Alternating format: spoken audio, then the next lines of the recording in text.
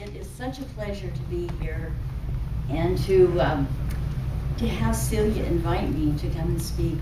And it's just a thrill to be back in this sanctuary. It's been many years since I've been here, I think it was when Candy was minister. So that's been a couple of years ago, I think. So thank you, Celia, for inviting me, and I really am pleased to be here. You know, I was thinking about this topic, small things have value. And I thought about all of our New Thought churches in this area, the Unity Church here in Fresno, the other New Thought churches in Fresno, our church in Madera, and the New Thought message that we all are joined together as oneness, and that we are all here to be a light in the world. This little light, when he chose that song today, I thought, yeah, that's exactly right. We all are those lights of the world. That each one of our lights, as it is shining, it's bringing our message to other people who are kind of looking at those lights and they're saying, something's going on with so-and-so. And they're really beginning to have a life that is filled with joy. And that they are taking all of the experiences that they're having, and they're getting better and better and better. And so, you know, as I was thinking about this, and I also thought then that, you know, Margaret Mead and her quotations, she said that never believe that a few caring people can't change the world. For indeed, that's who ever have. The other one that's in the same vein, the same light. Never doubt that a small group of thoughtful, committed citizens can change the world. Indeed, it's the only thing that ever has. Small things have great value. This congregation and the other New Thought churches have caring, thoughtful, committed people, right? Right. We are all of us that are here in this room right now are thoughtful, committed, caring people who are gathered together to bring a message, to spread this philosophy, and whatever our talents are being used in whatever way, whether it's our compassion for others, our love for others, our thoughts, the way we're responding to life, bringing music and song to each and every person that comes into our lives, whether it's here in the church or it's at the market, wherever we are, our lights are shining. And we have this philosophy that changes lives. First, we change our own lives, right? And then as we see the message and start living the message, and others, as I said before, are starting to see that message in us, then they want to be a part of whatever's going on with us. And all of a sudden they say, I kind of want to go where you're going. Would you take me with you to the picnic? Well, that's not up there right now. But anyway, the picnic that's coming on, what a wonderful occasion to bring somebody in to hear and see the examples of the energy that we in this New Thought movement are exhibiting through our experiences. So we are groups that we're now growing, and we're a part, an important part of changing the world, of spreading the word about unity, about other New Thought churches, the value, we're seeing the value in this teaching. Reverend Jim, my husband, he saw a program on TV the other night, and he was, I had been talking about, I'm thinking about how I'm going to talk about small things have great value. And he says, well, I saw a program on TV the other night about more and more people are realizing that small or little things do have value, that little things make a difference. Now, there's Raymond Charles Barker, who is a powerful metaphysical teacher. And he talked about exercising our spiritual muscles. And we all know what that means. We have these spiritual tools and we start practicing them, And whether it's an affirmation or a prayer or some of the various tools that we have when we go into meditation and so forth. But he said in his book, he says he was asking us to open our eyes to the many wonders around us. He said even a pebble on the beach can be seen as a work of art. That great and small are identical in their value. The great and small are identical in their value. We each have such value, each one of us, and we can increase that value by doing our prayers, doing our meditations, gathering together, doing workshops and just whatever it is, and providing inspirational music and upbeat music for people to realize there is joy in life, there is joy in song, there is joy in prayer, there is joy everywhere if we open our eyes to see that joy. You and I are all beings, we're all works of art, just like the pebbles on the beach. Recognize that and the value in the beauty that you are, because you are God expressing yourself in human form. God is expressing it. We are individual aspects of God. We're the hands and feet of God here on earth. We are created by a loving creator. We don't have to worry anymore about what we used to hear about it being a God up there in the sky pointing its finger at us. We are created out of a loving presence, of energy of God, of spirit, whatever word you want to use. It is so important for us to recognize that there is this oneness, and that we are absolutely created by that loving energy, that loving God.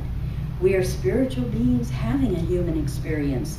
And the other part of it is that God created us with the freedom of choosing how we're going to have those experiences. So start seeing value in all your choices, no matter what they are.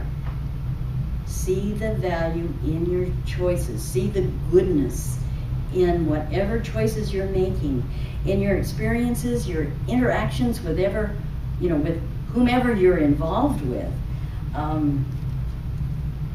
So you think about it. Do I see value in all of my experiences? That's a good thought. Think about it. And really recognize that you can choose to see the value in your experiences and to be having that valuable experience that creates a wonderful experience for you and whoever else is in that experience.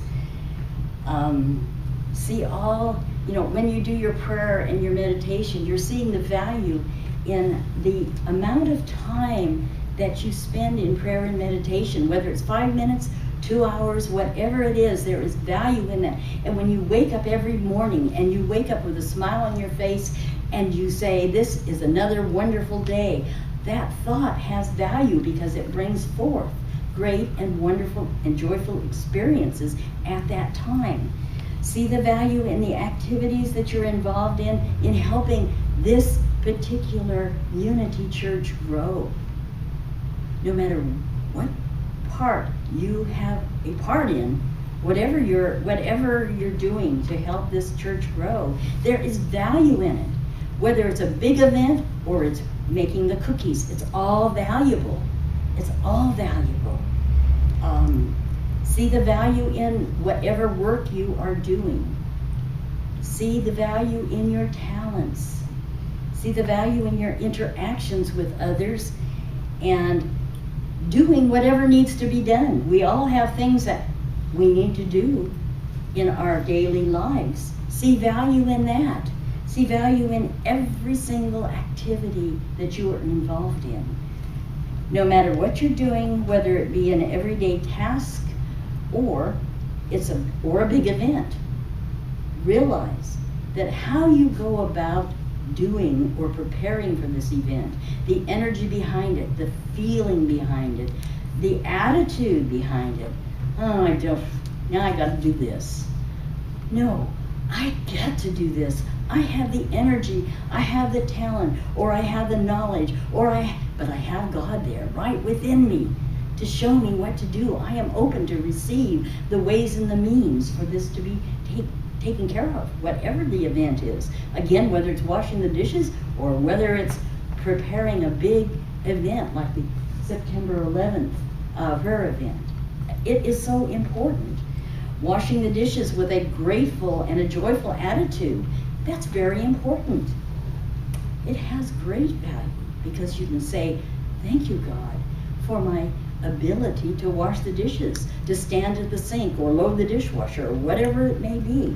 But you see, your attitude and your gratitude bring great value to this experience. Working together in harmony, spreading this word and growing this church has great value. See the value. And as you are visualizing the wonderful, every seat filled in this room, and the activities that you're involved in, and the workshops and the classes that can be offered, you see many, many new faces coming and enjoying that. But you visualize that. Take a part of your meditation every day. Take 2 minutes and just see that. Join together in seeing that, because there's value in that visualization, because it stirs up the energy in the universe, and all of a sudden the law of attraction is bringing more and more people to visit this teaching, and then they say, I like the visit, I'm going to stay. See that happening. But working together in harmony, spreading this word, has such value. Start playing thought detective. Think about what you think about. Think about how you feel about whatever it is you're doing. Do you really, are you feeling that value? Are you feeling good about whatever you're doing? And whatever you're doing that you don't like, you know what you do. You kind of toss it out. Because you know that God is going to bring you more and more experiences that are good for you and good for your growth. Because your spiritual growth is the most valuable thing there is, because as you grow spiritually, then you can encourage others to grow spiritually. Start playing thought detective, as I was saying, and think about your experiences.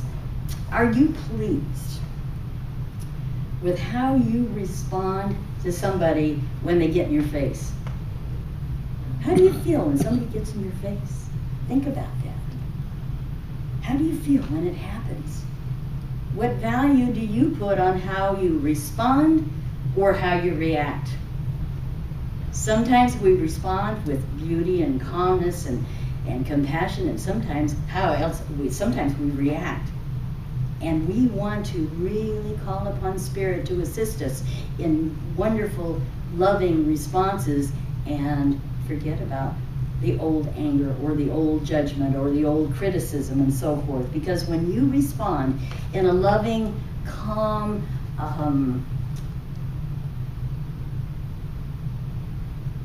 a wonderful communication with someone can come out of the experience, a change. When you talk with somebody or you're having that reaction, you change it to a response that is peaceful and calm, and just knowing the Spirit's going to help me respond in each and every situation with love and goodness and compassion. That was the word I was thinking of a minute ago. Compassion, a compassionate response. Because whether, when we react with negativity or that judgment or criticism that I was mentioning, there's not value in that, and it's a downer, it's a bad thing. We want to know that we have a wonderful response to everything that comes up. And not only, it does something to the collective consciousness, doesn't it? When the energy that you present in your interactions is a good energy, is a good response, is something that has value to bring about a wonderful experience, then the collective consciousness, or the energy in the race consciousness, if you want to call it that, or the universal consciousness, but anyway, that energy goes out and affects other people who are also having a good energy. And if you do the negative thing, then it reaches those who are down in the dumps. So we want to see the value and a good response in all of our situations, and we can call upon Spirit through our prayer treatments, saying, okay, God, I am now ready to respond in harmonious, loving ways in all situations and all encounters. Those are, when we talk to God and we say yes to God, we say, yes, there is value in whatever I'm doing. No matter how big or how little it looks, everything has value. Reverend Carol Carnes, who writes some pretty good metaphysical books, and she also is a very powerful spiritual teacher. She was in Canada for a lot of years. I'm not sure where she is now. But anyway, she says, looking at everything with fresh ideas, or fresh eyes, excuse me. Looking at everything with fresh eyes is a valuable spiritual experience. It's like seeing colors for the first time. We begin to notice that we have stopped comparing, that the great and small are identical in their uniqueness and value. In fact, we may stop placing value on anything, realizing that it is all wonderful and all a miracle. That means to me that, everything is God in form. And if everything is God in form, so everything has value. It's how we see it, how we look at it. It's easy, it's easy to witness the perfection in nature. It takes a little more living in the now and focus and affirmations and treatment to find that perfection in a crowded bus or on Amtrak or wherever, or seeing the perfection in a grouchy person. But we can do it when we call upon God to show us how. And then we listen to the answers that come through that small, still voice. Talking about Amtrak, my daughter and my 16-year-old granddaughter are living with us at the time, and the two of them took a ride on Amtrak to go to Martinez a couple of weeks ago. And the 16-year-old, and I didn't know how much of this teaching has been penetrating into her mind, but anyway, she saw this man on the Amtrak, and he looked so sad, kind of grouchy looking and sad, and she smiled at him, and she said, "Have a great day." And all of a sudden, she saw his face light up. He smiled, and he said, "Thank you, young lady." And Jackie, absolutely, when she came home, she remembered doing that, and she was talking about it and how good it made her feel to give that man just a smile and have a great day. And we all have probably experienced something like that and realized what a joy we feel when we open up and get out of our comfort zone, because some of us have really had comfort zones that we had to get out of. But there is value in that smile, in that compassionate statement to someone. Recognize the good that you can do for others by just smiling or a good word. And doing this does really make you feel the joy of life. And the theme of joy is so important. I feel it all the time now. And it just means, it means so much to the person that you smile at and to the person that you give compassionate insight to or information to or whatever. Consider up-leveling your awareness. Consider up-leveling your perception, how you see things every day. Seeing the beauty and seeing the perfection in all things, and not just a beautiful, glorious sunset. See the wholeness. the perfection in yourself, and as I said before, you see the perfection within yourself, because that's where it starts, and then you can start seeing in others. See the Christ presence in all beings. After all, we are all one, aren't we? Yes. So back to that spiritual muscle exercise. Developing our perception, as most of us know, it takes practice. We take practice what we're learning, and we continue to learn. We never stop learning, but keep practicing with whatever new spiritual tools you find. And start today, and start with yourself. Look in the mirror and see the Christ presence. Look in your eyes and see the real you. And if, as Louise Hay says, if it's the first time you're doing it, you might have to hang on to the faucets, but do it. Look at your hands. Look at your hands. Recognize all the things that your hands can do, that you have hands, that you can use those hands for so many things. Be grateful that God has given you this wonderful ability to have the use of hands.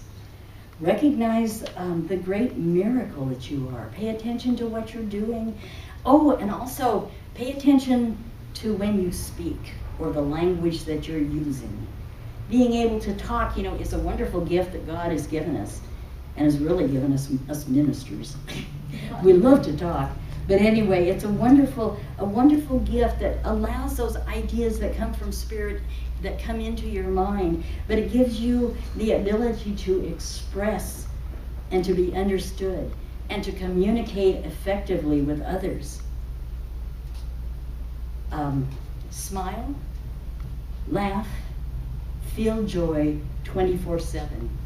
Plus, feel that value you are 24/7.